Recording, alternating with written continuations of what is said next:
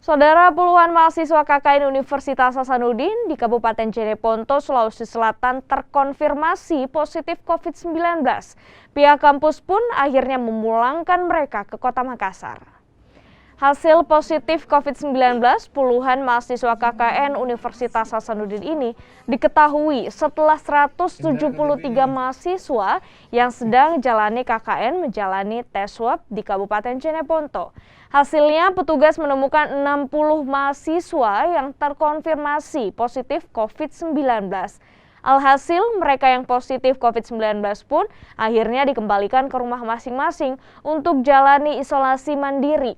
Kasus COVID-19 mahasiswa KKN Unhas ini diketahui setelah salah satu mahasiswa alami gejala demam. Dari hasil tracing dan pemeriksaan mahasiswa lainnya ditemukan puluhan mahasiswa yang positif COVID-19. Dari Dinas Kesehatan Kabupaten Jeneponto membenarkan bahwa betul kronologi awalnya pada tanggal 21 Juni 2021 kami menemukan salah seorang mahasiswa yang memiliki gejala suspek seperti demam dan batuk. Pada saat itu kita melakukan pengambilan swab antigen dan ditemukan negatif.